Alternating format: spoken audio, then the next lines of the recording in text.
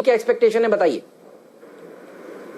नहीं, आज सुबह एचडीएफसी बैंक के नंबर्स आने के बाद इवन ये कॉल बहुत ही बढ़िया और टाइमली रहा, क्योंकि एक रब ऑफ इफेक्ट भी रहता है। जो स्ट्रॉन्ग फाइनेंशियल प्लेयर्स हैं उनके सभी के लिए एक सेलियंस जो है वो एजीएम के कमेंट्स और खास करके जो आदित्य पुरी साहब की जो कमेंट्री में जो बुलिशनेस थी, जिस लिहाज से उन्होंने जो the best is yet to come वाला जो एक आश्वासन दिया, एक कॉन्फिडेंस दिया लोगों को कि मेरे जाने के बाद भी ये ऑर्गेनाइजेशन जो है ये ग्रोथ इस रफ्तार पे चलती रहेगी।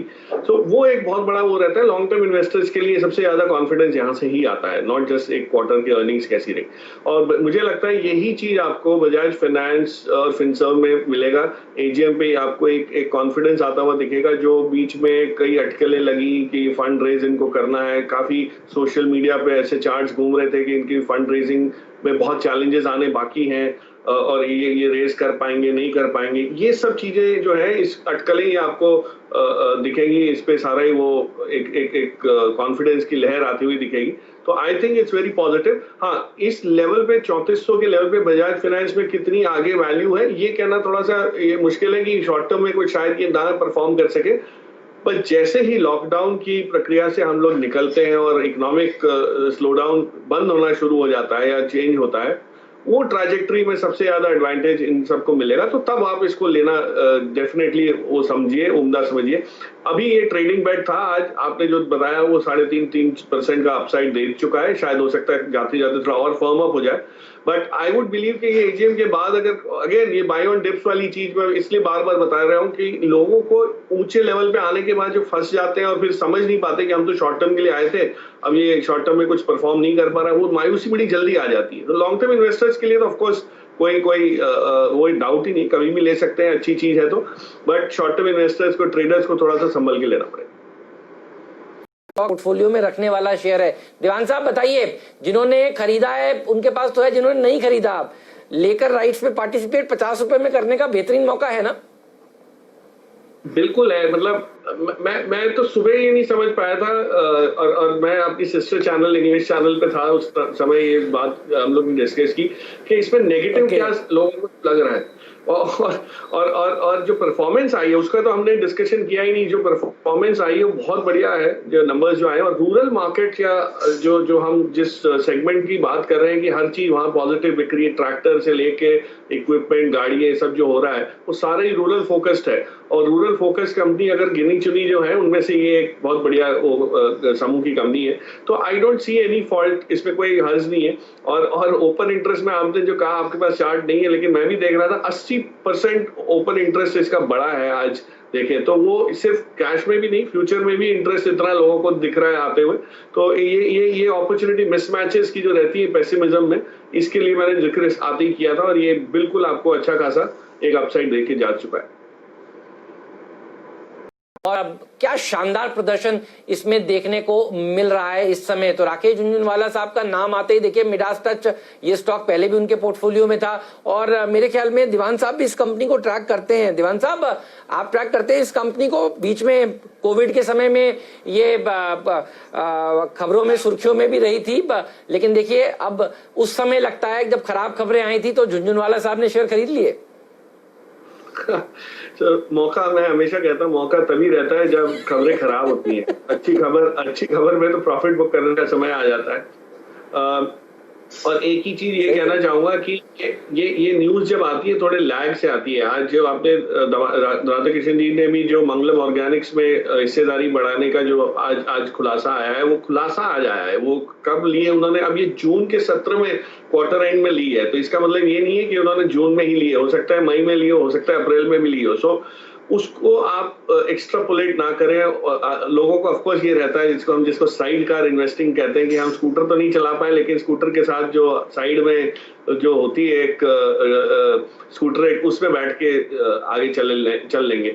तो थोड़ा अपना हिसाब से भी रिसर्च करें क्योंकि इसमें इनकी होल्डिंग कितनी है, कितनी कैपेसिटी है, कहाँ तक ये जा सकती है इनकी होल्डिंग, ये समझना थोड़ा सा अटकलें लगाना मुश्किल हो जाता है। तो उस लिहाज से उस पर कूदे ना, मौका मिलेगा आपको तब इसको भी ऐड किया जा सकता है। जुबिलेंट लाइफ का जहां तक सवाल है, इसका बिजनेस मॉडल बहुत ही यूनिक रहा है हेमंत।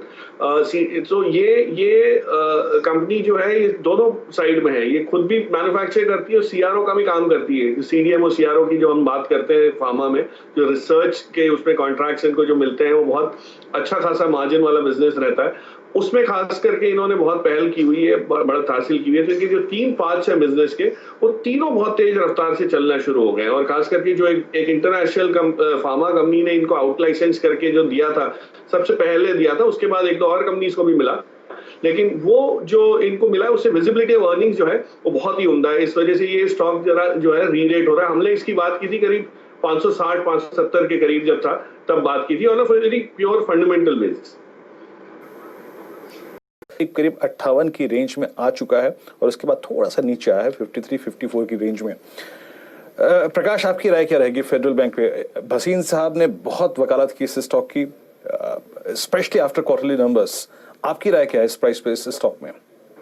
वीरू, इसमें नंबर्स बहुत ही अच्छे आए थे। इनफैक्ट उस दिन बाकी सब चीजें एक्टिविटी काफी थी, उस वजह से ये थोड़ा सा इग्नोर हो गया था, बट नंबर्स बहुत अच्छे आए थे। दूसरी चीज जो हुई है वो इनके जो करंट मैनेजमेंट में जो श्याम श्रीनिवासन साहब है, उनको जो एक्सटेंशन जो मिला है, जो आरबीआई की तरफ से जो इंडोर्समेंट मिला है, वो एक बहुत बढ़िया कंटिन्यूटी आपको वो समझाता है कि हाँ, ये जो ग्रोथ ट्रैजेक्टरी है चलती रहेगी।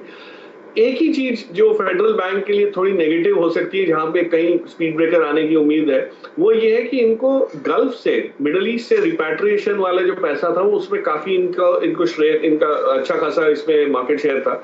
वो जो हिस्सेदारी या मार्केट शेयर की जो गणित है वो थोड़ा सा लड़खड़ा सकता है, क्योंकि वहां से आमदनी लोगों की कम, नौकरियां जो जिस हिसाब से थोड़े खतरे में पड़ी हुई है वो कम हो सकती है। वहां पे एक आपको एक नेगेटिव वो होगा, कासा पे इम्पैक्ट आना पॉसिबल है, अभी तक हुआ नहीं है बट पॉसिबल है। तो मैं ये मानूंगा कि ये इस लेवल पे भी एज अ ट्रेडर अगर आप लेना चाहें तो इसमें अभी 4-5 रुपए की डेफिनेटली गुंजाइश है, क्योंकि एक री रेटिंग बाकी है जो नहीं हुई है रिजल्ट्स के बाद। तो मैं जो संजीव कह रहे हैं उससे वाकिफ हूँ कि भाई ये चीज में अपसाइड एक बनती है, लेकिन लॉन्ग टर्म बेसिस पे अगेन लेना हो तो इसमें ये माहौल बैंकिंग के लिए जो है उसमें इसको भी थोड़ा सा नेगेटिव इम्पैक्ट आने की उम्मीद हो सकती है। लेकिन शेयर का नाम नहीं क्लियरली बताया सर, स्टॉक तो बताइए जहां पर नजर है। क्या आपने उजाला शब्द का इस्तेमाल किया तो मेरे दिमाग में ज्योति लैब्स आया। क्या मैं ठीक सोच रहा हूँ या कुछ और है आपके दिमाग में? नहीं, बिल्कुल सही सोच रहे हैं, और इसीलिए मैंने कहा कि इस कंपनी में सिर्फ ये नाम लेते ही ये याद आ जाता है, लेकिन इसके बहुत बाकी के भी बहुत सारे ब्रांड्स हैं जो बहुत पॉपुलर हो चुके हैं, और खास करके इसमें जो डिश वॉशिंग लिक्विड डायरेक्टर साहब प्लीज जो डिश वॉशिंग लिक्विड कंप्लीट करिए। वो ये सब चीजों में जो खासियत ये है कि इनकी हम लोग यूज रोज करते हैं, और अब क्या हो रहा है कि जो रीस्टॉकिंग हो रहा है मार्केट में उसमें सेकेंडरी ब्रांड्स की भी जगह बनती जा रही है। तो जो अगर आप फॉर एग्जांपल इनका एक साबुन है मार्गो करके, तो मार्गो साबुन आप पहली चॉइस नहीं होती आपकी लेने की, लेकिन अगर आपको और कुछ जब नहीं मिल रहा तो मार्गो साबुन की भी जगह बन जाती है। इनका डिश वॉशिंग सोप जो लिक्विड है प्रिल करके, जो बर्तन धोने में काम आता है, तो घर पे सब बर्तन जब धो रहे हैं तो साबुन की टिक्की को छोड़ के अगर आप लिक्विड यूज करना चाहें अपने हाथों को सलामत रखने के चक्कर में, तो उसका उपयोग आप देखिए तो उसमें सेल्स बहुत बढ़िया। और इनके मैनेजमेंट के साथ इंटरव्यू हुआ था बीच में, मैंने सुना भी था, तो वो बता रहे थे जिस टाइप की ब्रांड स्ट्रेंथ और डिस्ट्रीब्यूशन स्ट्रेंथ इनको दिख रही है वहां पे ये सेलिंग आ रही है। और as compared to the leaders ये कंपनी इतनी महंगी भी नहीं आपको मिलेगी, क्योंकि हमेशा एक थोड़े से सॉफ्टवेयर वैल्यूएशन बैंड में घूमती रहती है, और अभी भी वही है। तो इसमें अपसाइड मुझे लगता है कि अच्छी खासी है, और कोई चिंता वाली बात इस लेवल पे इसलिए नहीं दिखती कि यहाँ से ज्यादा डाउनसाइड भी आपको नहीं मिलेगा।